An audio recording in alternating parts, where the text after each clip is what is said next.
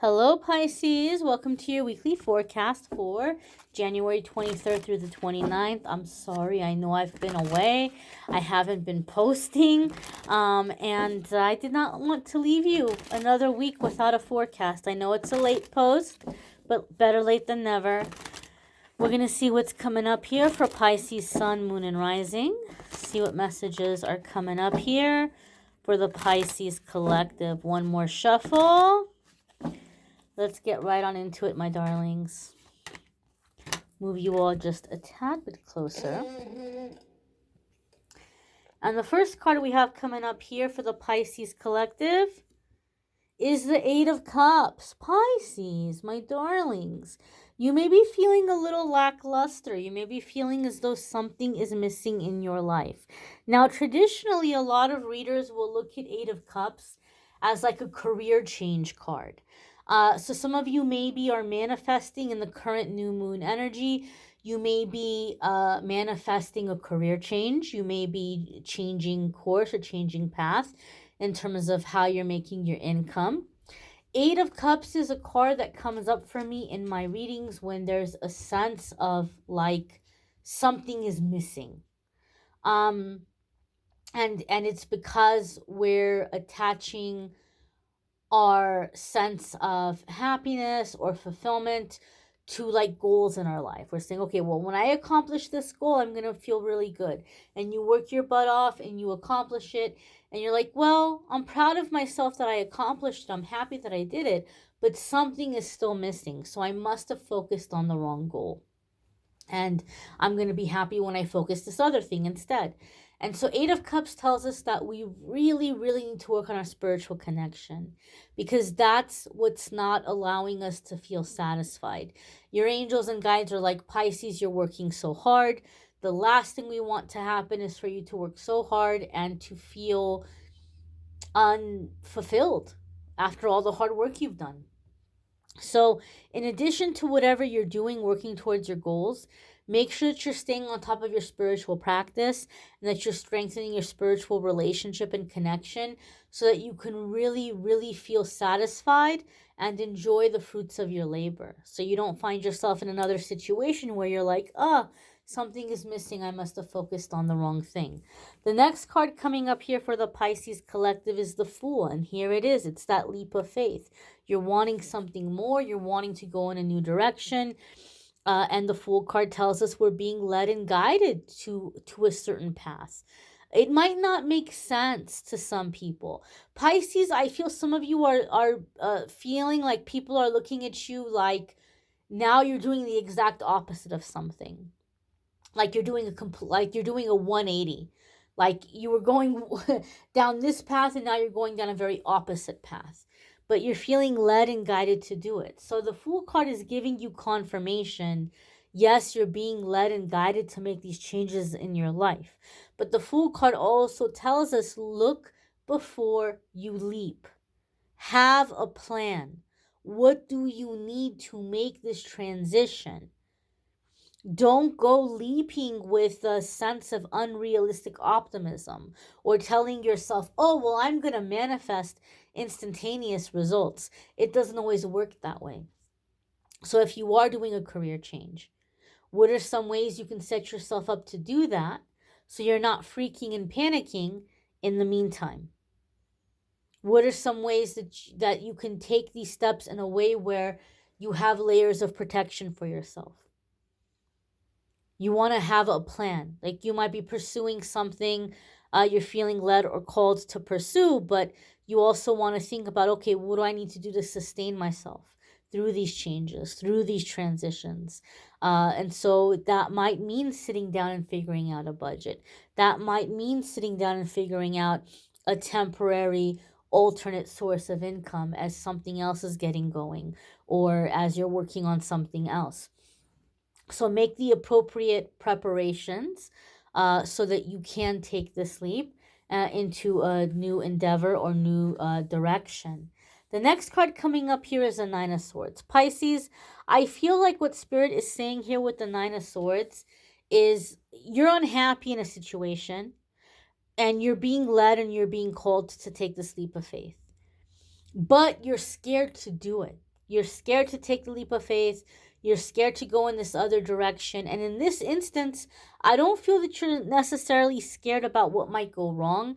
I feel it's more a sense of like you're concerned how other people are going to look at you in making this change or making this transition. You're concerned that other people are going to be judging you, or you're concerned that you're going to seem like, you don't know what you're doing, or um, uh, like a sense of I told you so. I almost feel like there's a sense of pride connected to it. And I don't mean pride in terms of feeling good about what you do. I feel pride in terms of like ego. Like you don't want to give somebody the satisfaction of making this change or making this shift. So in other words, I don't know, say you're in a relationship and everybody told you or somebody told you, oh no, Pisces, this is not the right relationship for you, or there's a lot of red flags here. But your heart, you listened to your heart, and you ended up being in this relationship. And now you're seeing all the red flags. And now you can't stand this person and they're making you miserable. I'm just giving you an example. So if this is a cross watcher, please don't freak out. Please don't panic. I'm not saying that Pisces isn't happy about a relationship. I'm just giving an example. So um uh, you're like, you don't want to be in it, but now you're like, oh, but if I break up, then I have to listen to my mom, then I have to listen to my dad, and I have to listen to my sister. Hey, I told you so. Hey. And so like you don't want to do it because you don't want to give them that satisfaction. But is that worth you suffering? Is it? Just because you think somebody is going to say I told you so, or just because something didn't work out the way that you had hoped, do you really want to punish yourself and force yourself to stay in the situation because you don't want to appear as though you were wrong? You weren't wrong because what you did, it was good for you. You wouldn't have done it if it wasn't good for you. At one point, you were enjoying it. At one point, it was satisfying your needs and it was meeting your needs and it was great. If it wasn't great, you wouldn't have done it. You did it because it felt good. You did it because it was giving you what you wanted. It was giving you what you needed. But now it's not giving you what you want anymore. Now it's not fun anymore. And guess what? You're allowed to change your mind. You're allowed to change. You're allowed to change your tastes, your opinions, your likes. You are 1000% allowed to do that. So it's not about you were wrong. It was good for you up until now. And you did it for as long as it was good for you, and now it's time for something else. Doesn't mean you were wrong. It means that the time on this other thing ran out, and now it's time for something new. And you don't have to be freaking out or worrying about how that looks to anybody else. The next card that's coming up here for the Pisces collective is the Nine of Wands. And so the Nine of Wands can be a sense of defensiveness, right? Could be people telling us, they don't like what we're doing, or we're doing it in a different way. We should do it in this way. We should do it in that way. And the Nine of Wands can say protecting that which we have built, protecting that which we are working for. So it could be that, people are coming in and giving you opinions.